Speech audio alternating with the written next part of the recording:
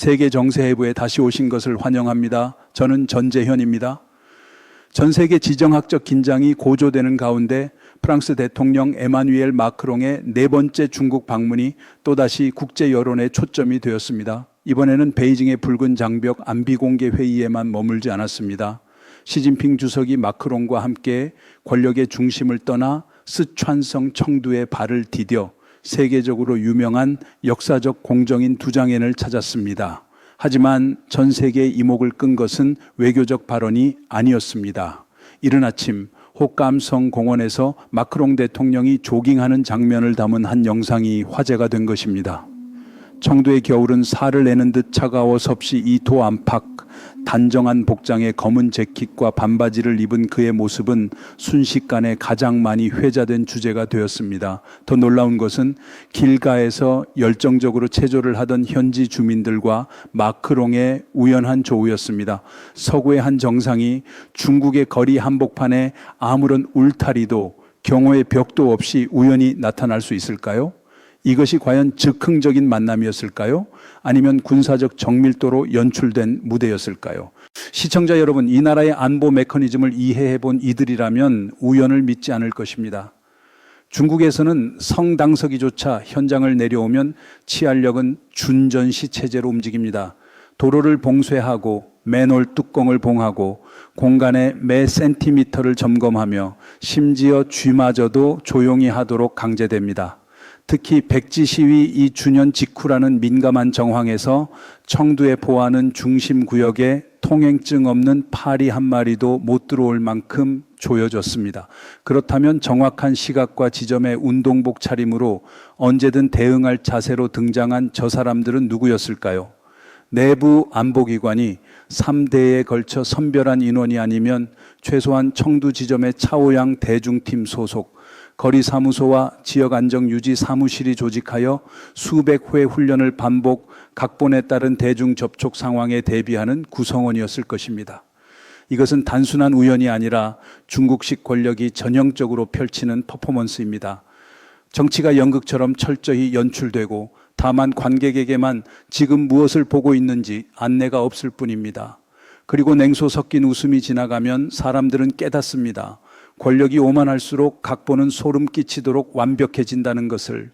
시청자 여러분, 마크롱 대통령과 시진핑 총서기가 민강변에 앉아 차를 음미하는 장면은 순진한 이들의 마음을 달랠 수 있을지 모릅니다. 그러나 군사 전문가의 눈에는 그것이 위험한 합주로 들립니다. 언론이 역사적 회담을 떠받들 때 실제로 벌어지는 일은 베이징의 전략적 안개 뒤로 숨어 있습니다.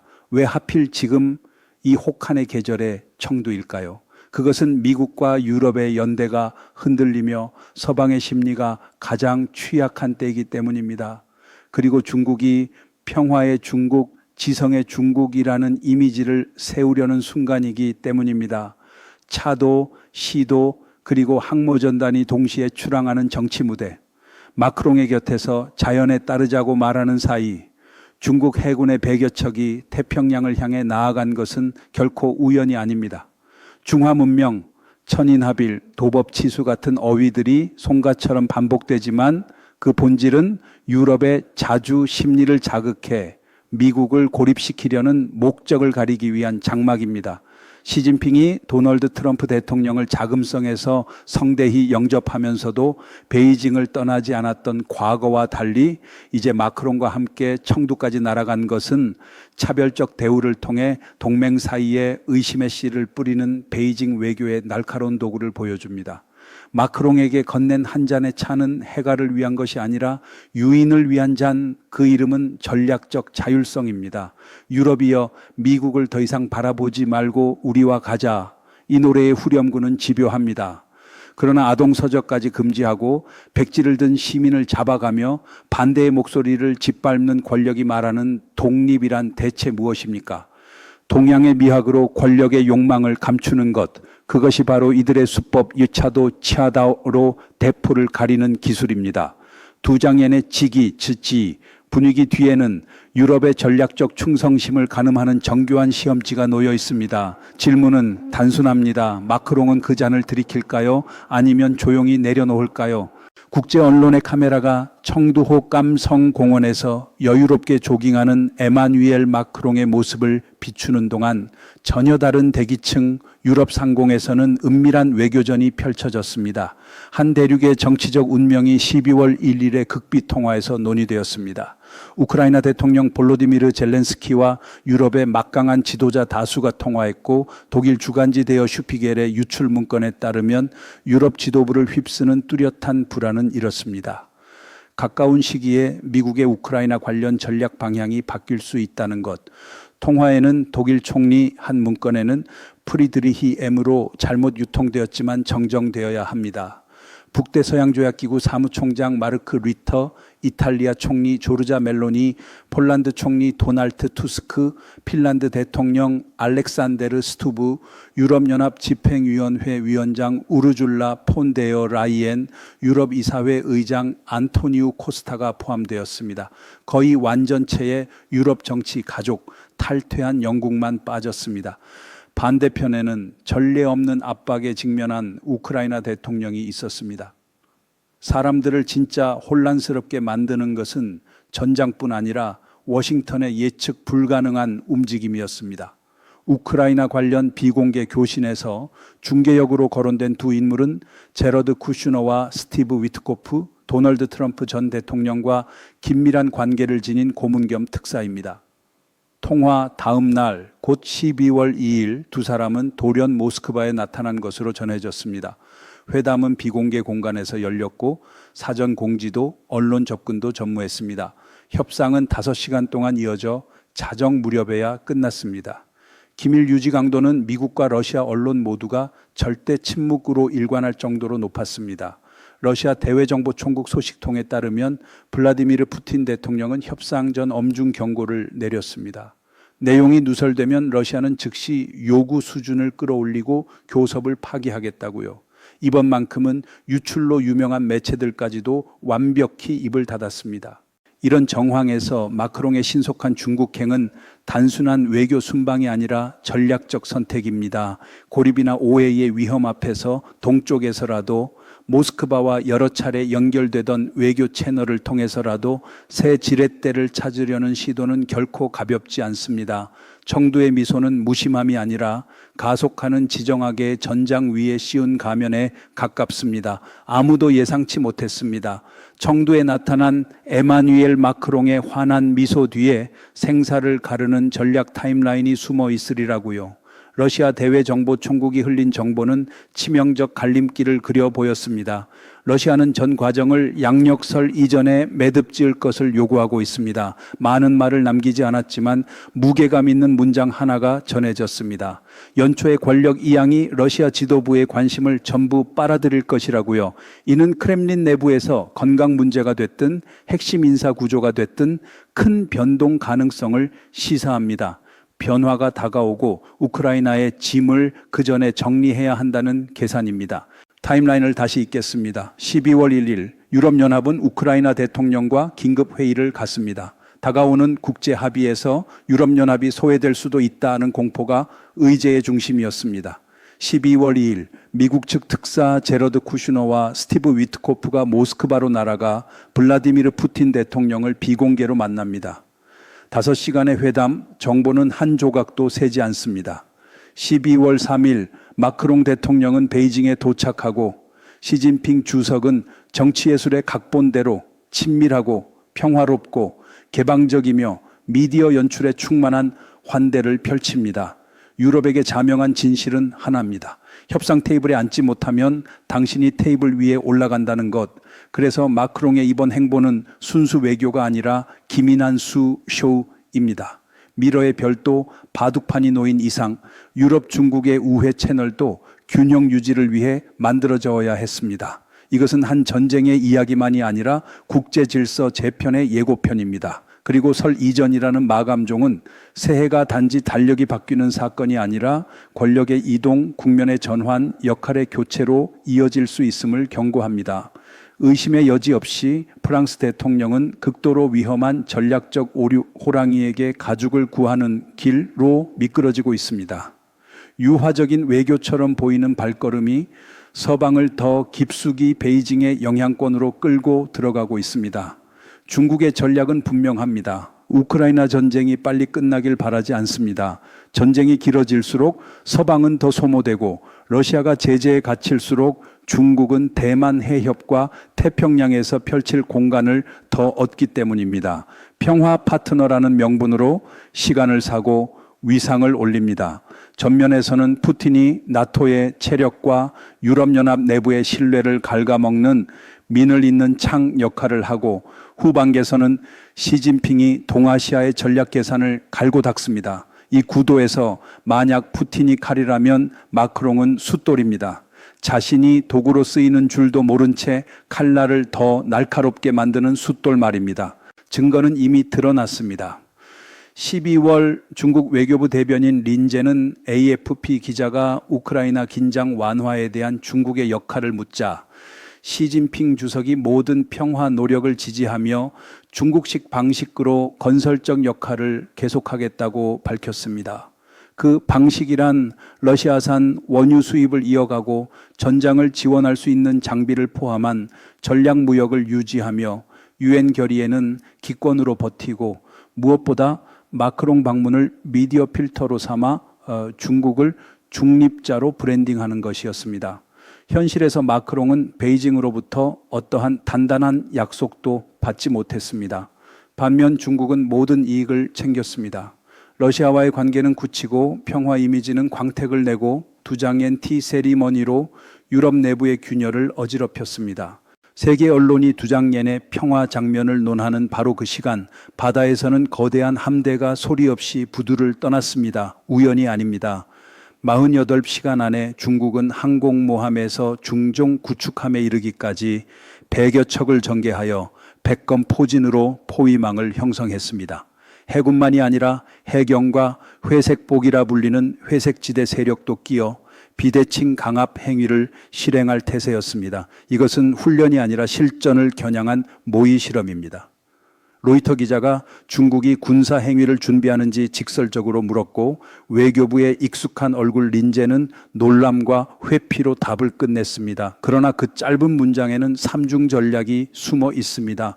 첫째, 반복된 무력 시위로 세계를 익숙함으로 마비시키는 심리전. 둘째, 서태평양을 국제수역에서 사실상의 통제 구역으로 바꿔놓는 권력지도. 셋째, 대만, 일본, 미국은 물론 청두에서 차를 마시는 유럽에까지 보내는 노골적 위협 메시지.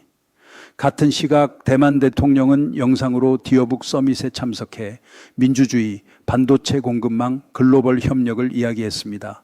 한쪽은 선출된 지도자가 세계 긍정의 신호를 보냈고, 다른 한쪽은 회색과 흑색의 100여 척이 대만 섬을 전면 포위하는 형세를 그렸습니다.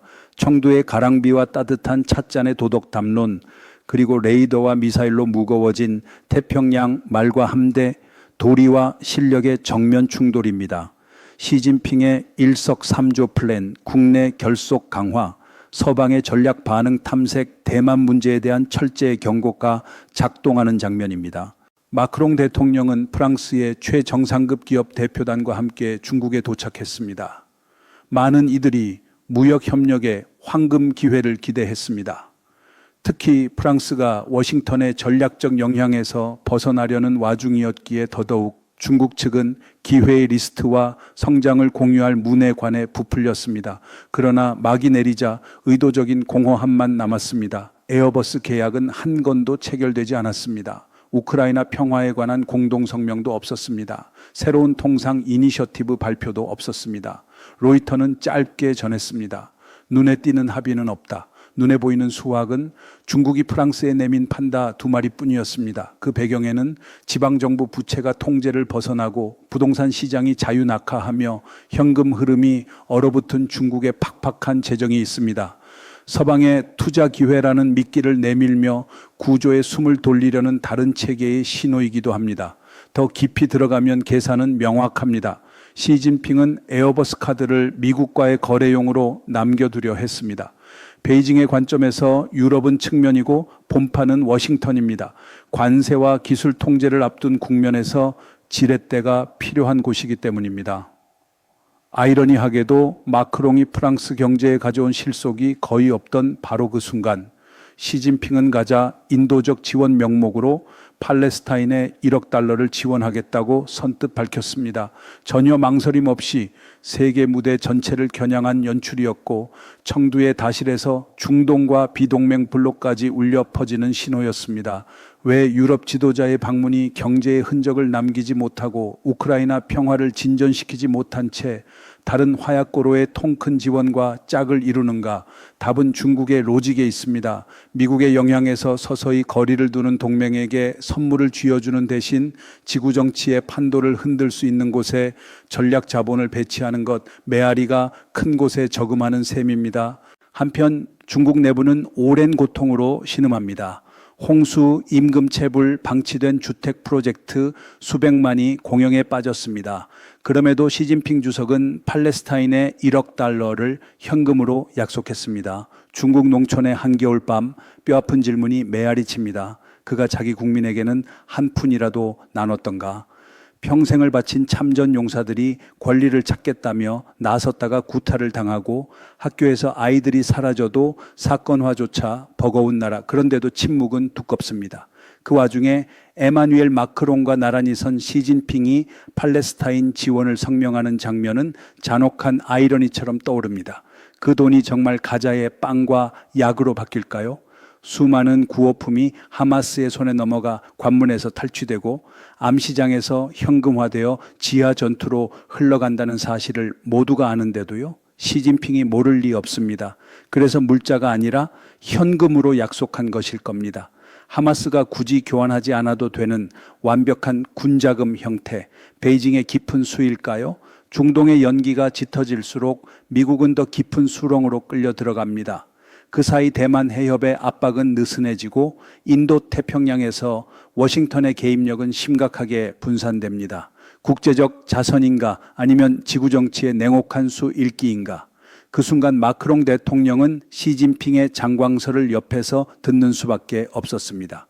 마음속으로는 외쳤을지도 모릅니다. 그 돈 나에게 필요한 건데 프랑스는 이스라엘의 자위권을 지지하고 중국은 뒤에서 하마스를 거들어주는 형국 마크롱은 씁쓸한 미소를 삼키며 선택적 정의의 무대를 끝까지 견뎌야 했습니다. 청두에서 환히 웃던 에마뉘엘 마크롱의 얼굴 아래에는 커다란 지정학의 협곡이 입을 벌리고 있었습니다. 그는 동양의 강대국이 건넨 두 장엔 차향 속에서 우정을 찾았다고 여겼지만 현실은 차갑게 뒤통수를 때렸습니다. 전략적 자율성의 포즈로는 블라디미르 푸틴의 자비도 베이징의 신뢰도 얻지 못합니다. 중국과 미국이라는 거대한 두 힘 사이를 걷는 길은 낭떠러지 위에 걸친 한 줄 밧줄에 불과합니다. 중국의 시민들도 위험한 환상에 갇혀 있습니다.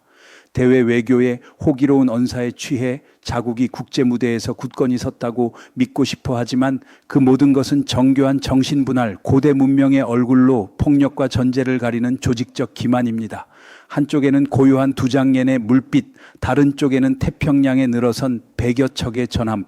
그것은 단지 대비가 아니라 지역 전체에 울리는 경종입니다. 가장 먼저 대가를 치를 이들은 중국의 사람들입니다. 동구 우크라이나에 참회서 포화를 견디는 병사에게서 해협 건너 전운에 떠는 어머니에게로 그리고 고향에서 입이 틀어막힌 시민에게로 모두가 어둠 속에서 레버를 당기는 자들이 버려놓은 협상판 위의 말로 전락하고 있습니다. 두 장년의 차는 아무리 정갈해도 끝맛은 쌉니다. 외교의 무대는 아무리 정교히 연출되어도 결국 무대일 뿐입니다. 어둠이 번지는 시대에 남는 것은 단 하나 밤길을 비출 내면에 등불을 꺼뜨리지 않는 일입니다. 이상으로 오늘 세계정세해부의 방송을 마치겠습니다. 세계정세해부는 언제나 시청자 여러분의 댓글을 기다립니다. 안녕히 계십시오. 다음 시간에 다시 뵙겠습니다.